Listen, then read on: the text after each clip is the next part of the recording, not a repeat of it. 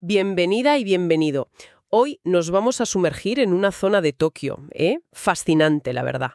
La que rodea al antiguo Minamialle y al río Ayase.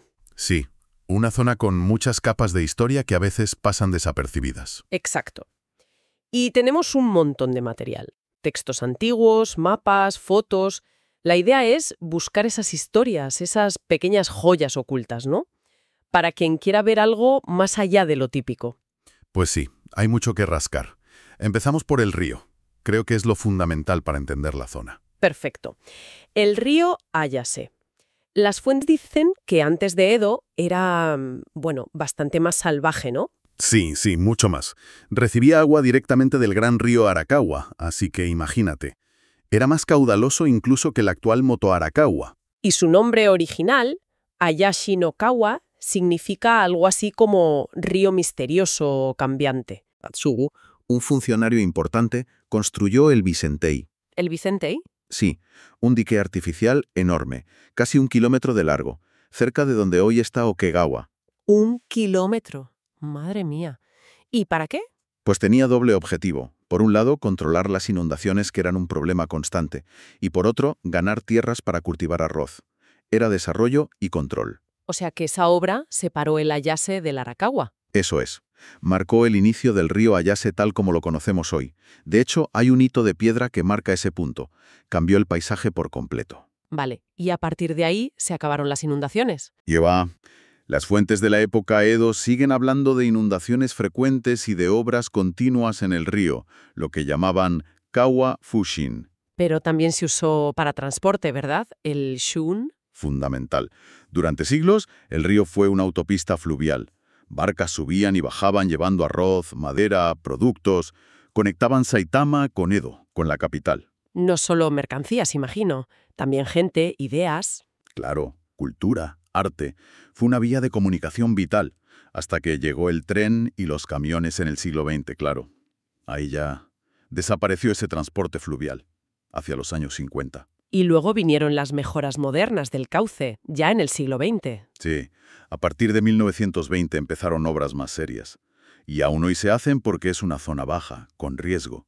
Y no olvidemos la contaminación. Uf, sí. Los años 60 y 70, con la urbanización a tope. Pues sí, vertidos industriales, domésticos, el río lo pasó muy mal.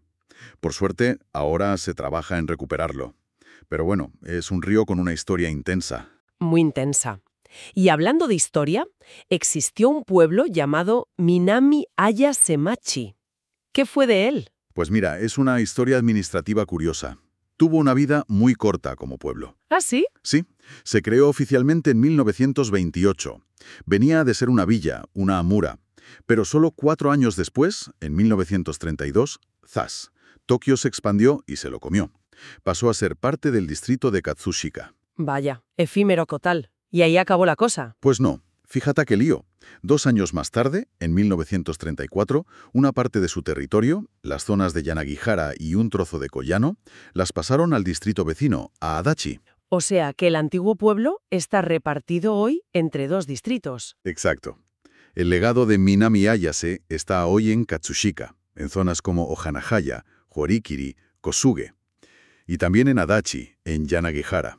Qué curioso, para quien explore la zona, ¿no? Encontrarse esa frontera administrativa en medio de lo que fue una unidad. Sí.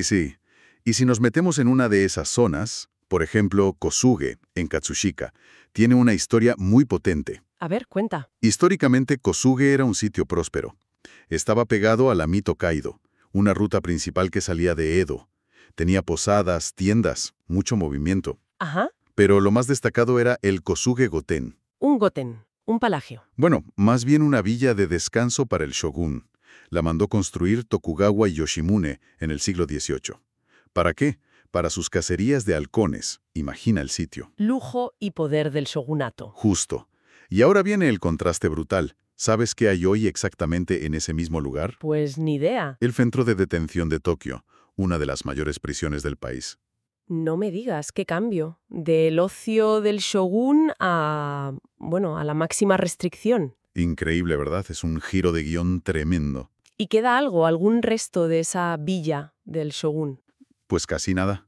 Sobrevive una linterna de piedra que está protegida como bien cultural. Es el único testigo físico, digamos. Qué pena. Pero ojo, hay otro rastro, más sutil pero fascinante.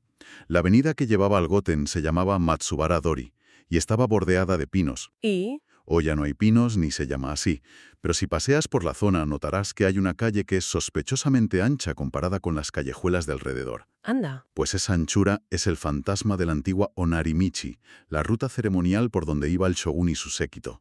Es historia bajo tus pies, literalmente. Qué bueno, hay que fijarse en esas cosas. Oye, y también hay leyendas por Kosugedon, ¿no? Algo de una serpiente. Sí, sí. Aparece en crónicas antiguas, como el Shinpen Musashi Fudoki Ko. Es la leyenda de Kosugedon, Kosugedon. una serpiente gigante que vivía en un árbol viejo. La leyenda cuenta que hubo una inundación terrible, devastadora.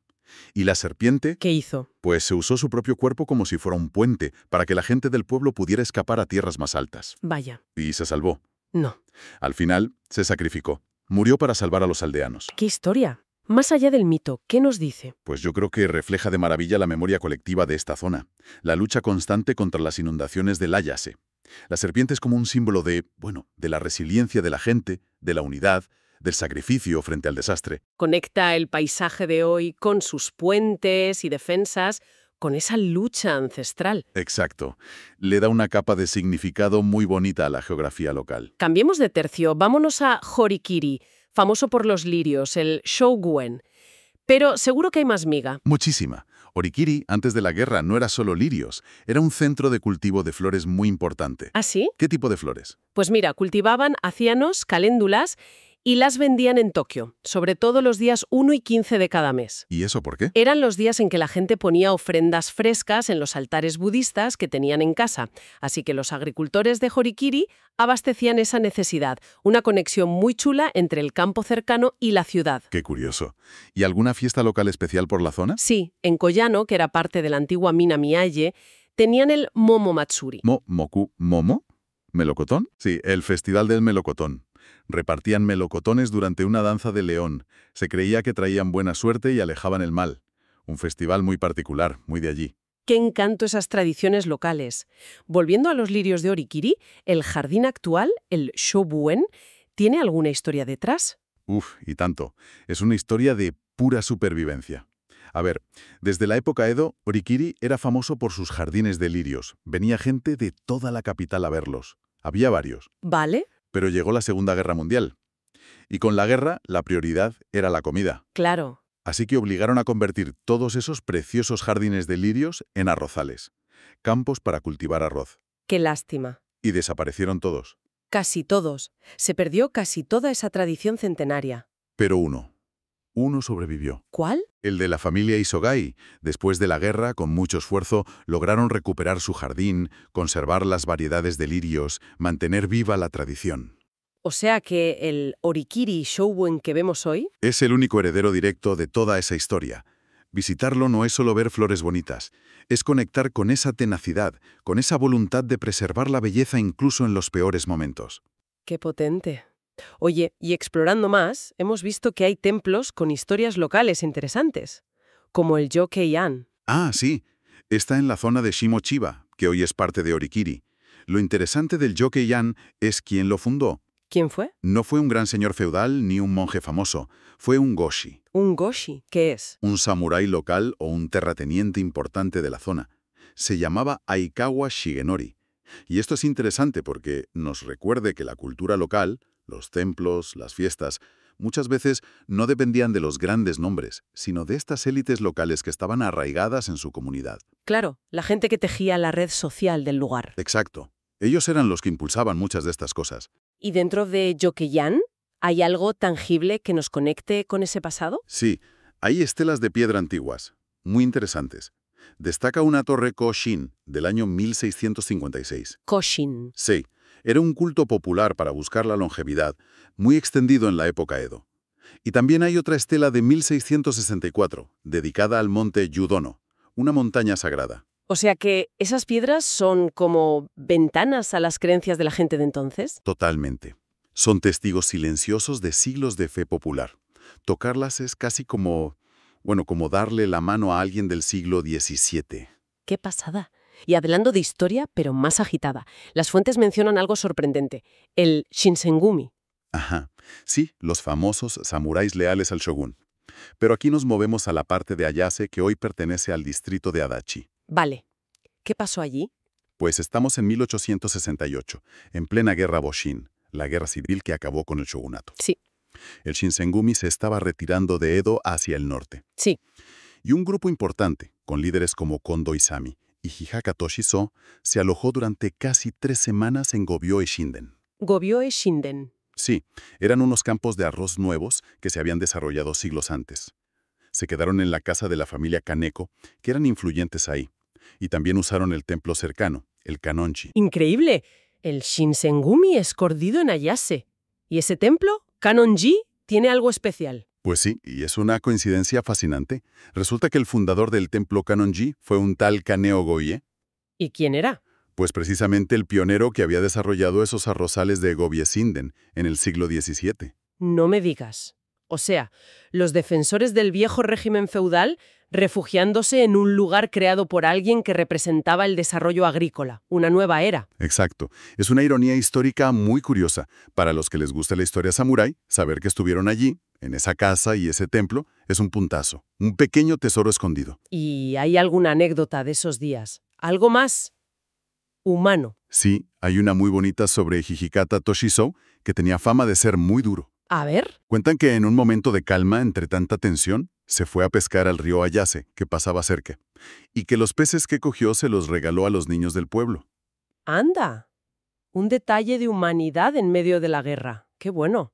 Sí, te acerca un poco más a estas figuras históricas, ¿no? Totalmente. Bueno, hemos hablado de historia, leyendas, personajes, pero todo esto, ¿cómo lo vemos hoy? ¿Cómo conecta con la visita actual a la zona? Los parques parecen clave. Mucho. Son la prueba viva de cómo ha cambiado todo. El Parque Metropolitano Igase-Ayase es un ejemplo perfecto. Es enorme, ¿verdad? Sí, tiene forma de U, unos 2 kilómetros de largo.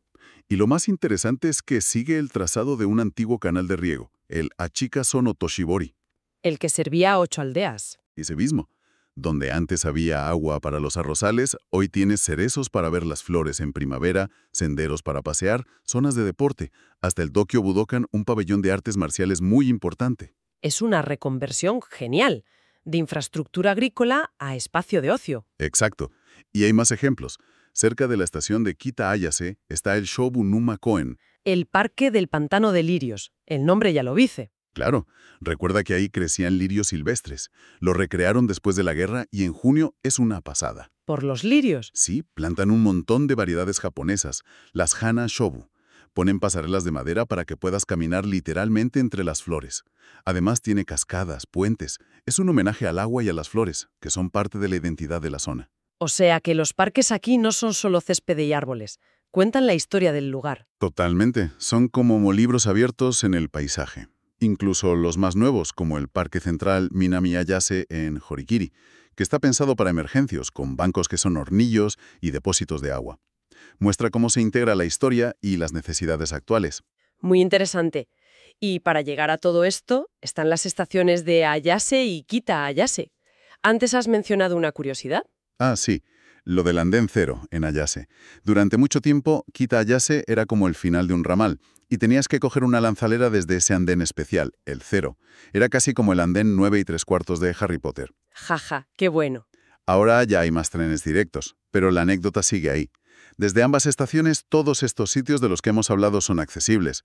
La zona de Ayase tiene mucha vida, tiendas, restaurantes, y Kita-Ayase también se ha desarrollado bastante últimamente. Pues la verdad es que hemos hecho un viaje increíble por Ayase. Desde controlar un río salvaje, seguir las huellas del Shogun, escuchar leyendas de serpientes. Descubrir la tenacidad de los jardines de lirios, encontrar tesoros en templos pequeños y hasta tropezarnos con el Shinsengumi. Es una mezcla fascinante. Historia profunda y espacios verdes modernos conviviendo. Espero que esta charla haya descubierto algunas de esas joyas ocultas. Yo creo que sí. Y como reflexión final, si te parece, algo que me llama la atención de todo esto es la constante transformación. El río Ayase y su entorno han sido humedal, campo de arroz, zona industrial, barrio residencial. y ahora se recuperan espacios verdes sobre canales antiguos. ¿Es un ciclo constante? Sí, un microcosmos de cómo Tokio se relaciona con su agua y su tierra, una relación, a veces tensa, siempre dinámica. Y viendo esta historia de cambio continuo, la pregunta que queda es, ¿cómo seguirá evolucionando este paisaje? Con el cambio climático, los cambios sociales, ¿qué será lo próximo para Ayase? Una pregunta abierta, sin duda. ¿Qué se seguirá escribiendo sobre el terreno? Exacto. Una historia que no ha terminado.